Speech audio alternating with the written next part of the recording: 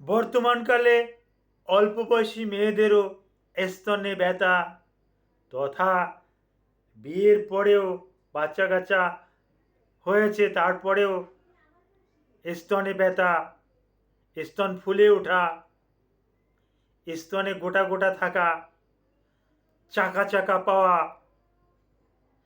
চিকিৎসা বিজ্ঞানের ভাষায় এটাকে আমরা মাস্টালজিয়া বলে থাকি। এই মাস্টালজিয়ার উন্নত মানের চিকিৎসা আছে। আমাদের কাছে আসলেই আমরা রোগীদেরকে মাস্টালজিয়ার বা স্তন্য ব্যথা বা স্তনের গোটা গোটা চাকা চাকা এর ভালো মানের একটা চিকিৎসা দিতে সক্ষম হই। তো এরকমের সমস্যা যারা আছেন তারা ভিডিওটা না টেনে পুরো ভিডিওটা দেখলে চিকিৎসা সম্পর্কে বিস্তারিত তথ্য জানতে পারবেন। আসসালামু আলাইকুম রহমতুল্লাহি ওবারাকাতুহু। আমি ডাক্তার মীর শহীদুল ইসলাম। আমার চেম্বার শুভেচ্ছা 255, ঐতিহ্যবাহী শেখঘাট, সিলেট।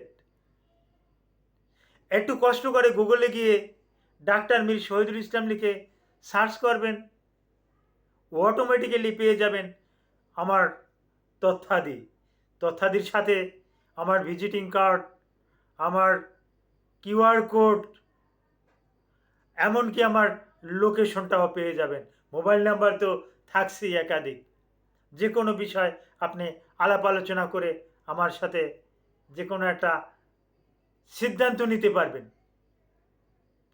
আপনি চিকিৎসায় যাবেন, চিকিৎসা করতে যাওয়ার আগে আমার থেকে একটু তথ্য নিতে পারবেন যে কোন চিকিৎসাটা করালে আপনার জন্য মঙ্গল হবে।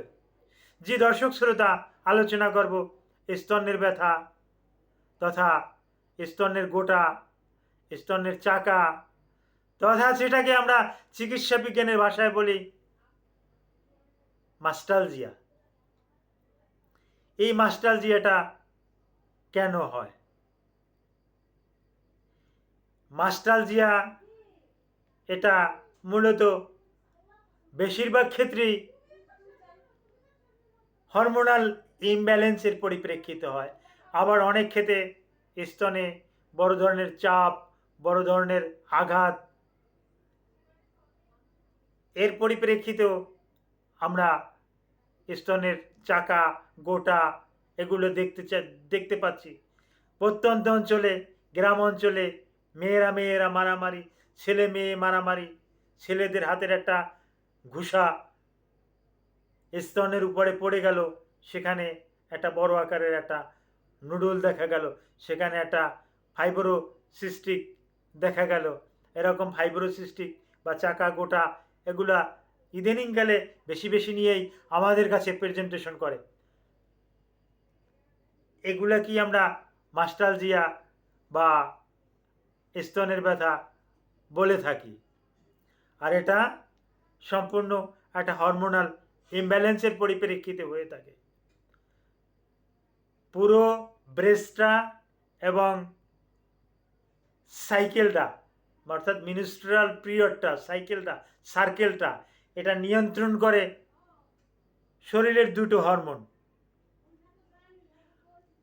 হরমোন দুটোর নাম আমি বলে দিই। একটা ইস্ট্রোজেন হরমোন, একটা প্রোজেস্টেরন হরমোন। শরীরে আরও হরমোন আছে। এর ভিতরে যদি কারো যদি আর একটা হরমোন আছে, প্রোল্যাক্টিন নামে একটা হরমোন আছে, এই প্রোল্যাক্টিনটা যদি বেড়ে যায় তাহলে তাদের ক্ষেত্রে কিন্তু এটা এই ফাইব্রোসিস্টিক বা মাস্টালজিয়া এটা অতি দ্রুত ডেভেলপ করে থাকে। আমরা সরাসরি রুগীদেরকে ফিজিক্যাল চেক আপ করে এগুলো দেখে থাকি। তখন আমরা অনেক ওষুধ দিই, প্রাথমিক পর্যায়ে ওষুধেই ভালো হয়। আর যদি ওখানে খারাপ লক্ষণ দেখা যায়, ওটা যদি খারাপ ধরনের কোনো টিউমার দেখা যায়, ওখান থেকে যদি কোনো ক্যান্সারের লক্ষণ দেখা যায়, তাহলে তো আর কিছু করার থাকে না। ওখান থেকেই অনেকেরই ব্রেস্ট ক্যান্সারের কিন্তু সূত্রপাত। তো মাস্টালজিয়া প্রাথমিক পর্যায়ে মাস্টালজিয়া এর চিকিৎসা করলে অনেকটাই নিয়ন্ত্রণে আনা সম্ভব। এবারে বলি এই মাস্টালজিয়ার লক্ষণটা কি। বেশিরভাগ সময় পিরিয়ডের সময় ব্রেস্ট বা স্তন্য ফুলে যাবে, স্বাভাবিকের থেকে এনলার্জ করবে। এভাবে আঙুল দিয়ে বা হাত দিয়ে একটু টিপা দিলে প্রচণ্ড বেদনা করবে। কোথাও কোথাও নুডুল ফাইব্রোসিস্টিক গোটা গোটা বাঁধতে পারে।